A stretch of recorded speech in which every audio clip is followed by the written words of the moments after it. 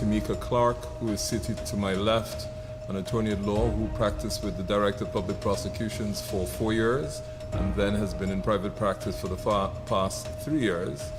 She was arrested by members of the SOCU because she advised her client to remain silent, which is a guaranteed and protected constitutional right. I will not attempt to tell you what happened. I will let Ms. Clarke indicate to you what happened, and then we will come back. Allow me to introduce Mr. Sean Shuram, who was with me this morning when we went to inquire about Ms. Clarke's arrest. So I'll ask Ms. Clarke to relay the history of the events that led to her arrest today. Ms. Clarke.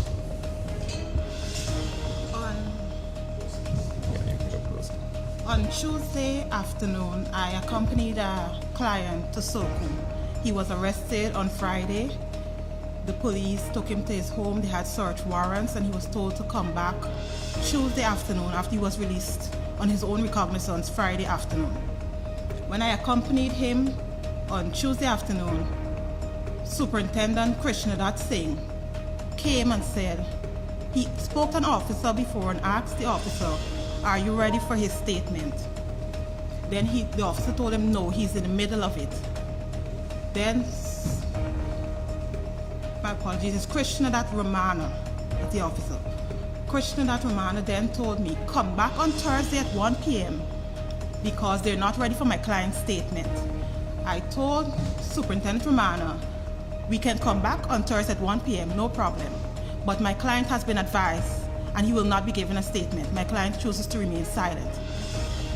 Ramana told me, do you know what is obstruction?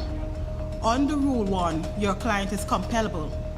So I told Ramana, my client was arrested. He's a suspect. He was released and he's told to report that he has been advised to remain silent.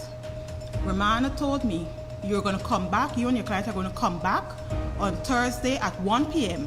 And if your client does not give a statement on Thursday at 1 p.m., I will arrest you. I said, you are arresting me for advising my client to remain silent. He said, counsel, all I can advise you is that counsel will need counsel. And we left. My client and I left.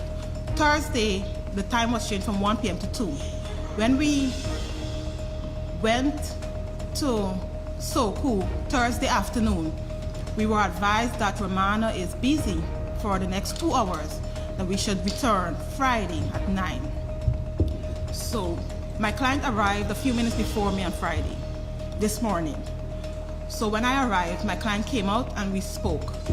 My client told me while he was there, they had a statement there already and was asking him to read it and sign it. So I spoke with my client, and my client indicated that he indicated to the officer who was there, Mr. Juke, he's following his attorney's advice, and he will not be signing any statement. We were told to wait because Ramana is in charge of the investigation and he's in the boardroom, and that we can't leave without him signing the statement. If he doesn't sign the statement, then we have to wait for Ramana. My client indicated to me that he's been coming so often and nothing is being done. He wants to leave because he has to work.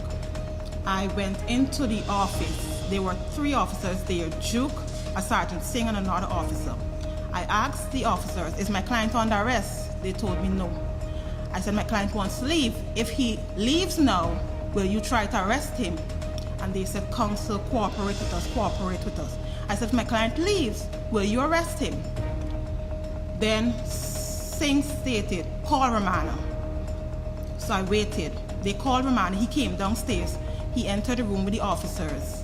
My client and I were outside of the room. He told the officers, she preventing her client from giving a statement? Is she preventing her client from giving a statement? Speak up. Y'all tell me, is she preventing her client from giving a statement? Arrest her. So he told an officer whose name I don't know at this time, arrest me for obstruction. Then Ramana came, told me, follow the officer upstairs, and told my client, go in that room and give a statement. I followed the officer upstairs. They placed me to have a seat in one of the chairs in the room upstairs. The officer who arrested me is a male officer, took my phone from me.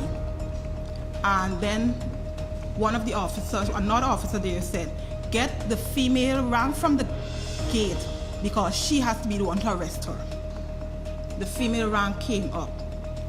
They started to prepare statements, they started to prepare a record in a book. They came, they asked me my name. I tried to leave. I got up and I was walking out. Sergeant Singh ran and blocked the door. Then Sergeant Singh went back and he started to make a record in a book.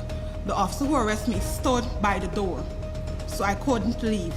The female officer came, she said she wanted my watch. Take off the watch, take off the watch. I didn't say anything. I remained silent until my attorneys came. And then when Mr. Hughes would have assisted. Thank you. I don't think I can add anything to that, but what I will say is when I got there, I contacted Ms. Pauline Chase, who is the president of the Bar Association, and formally notified her that a practicing member of the Guyana Bar has been arrested in the execution of their duties by providing a client with advice. I think it's important that we understand what's going on here.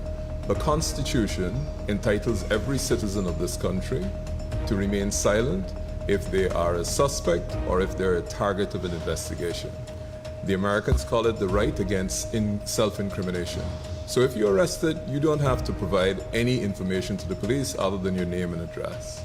In this case, Ms. Clarke's client was the subject of an investigation. She advised her client. She also informed SOCU that she had so advised her client, i.e., they have the right to remain silent. They say to her in advance on Tuesday that we will arrest you if you give the client the advice that you have said you've given to them, which is consistent with the Constitution. I just want us to ponder on this, because this is not a PPP, PNC, APNU, AFC, or anybody else issue. This is an issue where every attorney in this country, including the Attorney General when he's in private practice, is entitled to go to the station and advise their client that they have the right to remain silent if they're the suspect. They have done that. So on Tuesday, he says to her, when you come, if you maintain the same advice, you will be arrested. She attends. She maintains the advice. And we now have a female member of the bar who was given service to this country at the DPP, arrested because she has said to a client, you have the right to remain silent. This is particularly disturbing for this reason. The rule of law and the enforcement of law, which the judiciary are tasked with to protect the citizen from the might and power of the state, is under threat for this reason.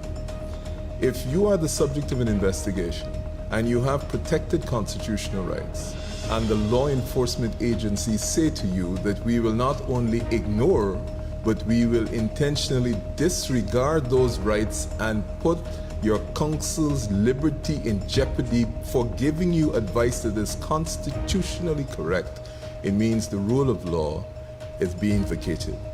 It means that the law, which protects all of us by conferring on us certain rights, is vacated by the persons who are charged with the responsibility of enforcing it.